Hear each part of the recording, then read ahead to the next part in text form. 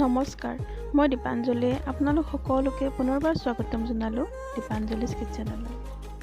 আজি মই আপোনালোকৰ ওচৰলৈ লৈ আহিছোঁ একেবাৰে সহজ আৰু সাধাৰণ ৰেচিপি এটা, সেইটো হৈছে জিৰা ৰাইচ। প্ৰথমতে বলক তেনেহ'লে ইয়াৰ কাৰণে কি সামগ্ৰীৰ প্ৰয়োজন হ'ব তাকে দেখুৱাই দিছোঁ। জিৰা ৰাইচ বনাবলৈ মই ইয়াত 250 গ্ৰাম বাসমতি চাউল লৈছোঁ।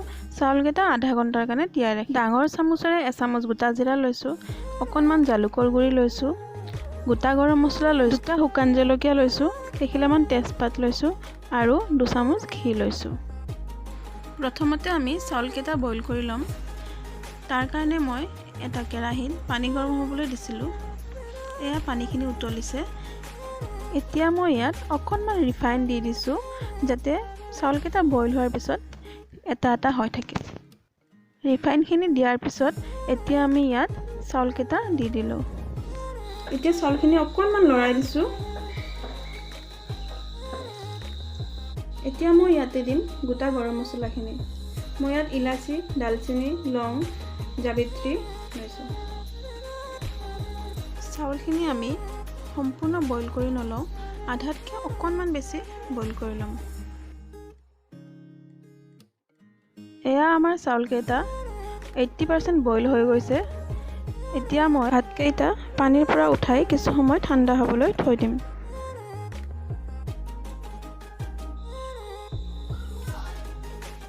এইবাৰ মই কেৰাহী এটা গৰম হ'বলৈ দিছোঁ। এয়া কেৰাহীটো গৰম হ'ল। এতিয়া মই ইয়াত এচামুচ ঘি দিছোঁ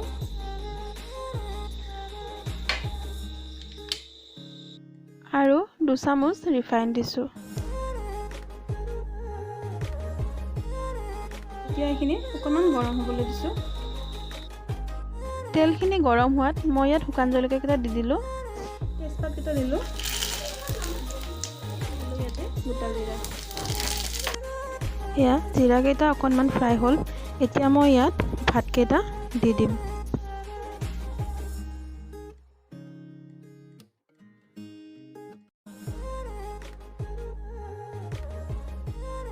ভাতকেইটা দিয়াৰ পিছত এতিয়া এইখিনি একদম ভালদৰে মিক্স কৰি ল'ব লাগিব।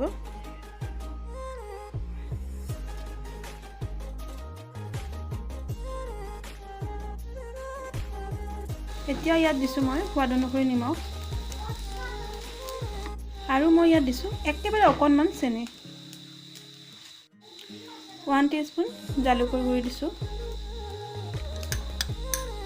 এতিয়া এইখিনি আকৌ এবাৰ ভালদৰে মিক্স কৰি ল'ম।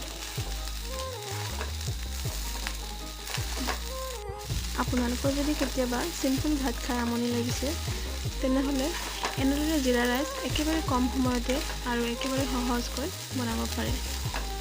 এতিয়া মই ইয়াত আৰু অকণমান ওপৰৰ পৰা ঘি দি দিছোঁ। এইবাৰ ঘিখিনি আকৌ অকণমান মিক্স কৰি লৈছোঁ। ঘি দিলে ইয়াৰ সোৱাদটো বাঢ়ি যায়, যদি আপোনালোকে দিব নিবিচাৰে স্কিপ কৰিব পাৰে। এতিয়া মই ইয়াত অকণমান এনেকৈ হাতেৰে পানী ছটিয়াই দিছোঁ। পানীখিনি দিয়াৰ পিছত মই এইখিনি ঢাকি 5 মিনিটমান সিজিবলৈ দিম। এয়া 5 মিনিট পিছত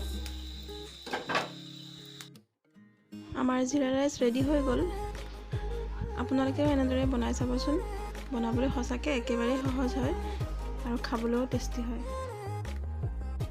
ভিডিঅ'টো যদি চাই ভাল পালে প্লিজ লাইক কৰিব, কমেণ্ট কৰিব আৰু শ্বেয়াৰ কৰিব।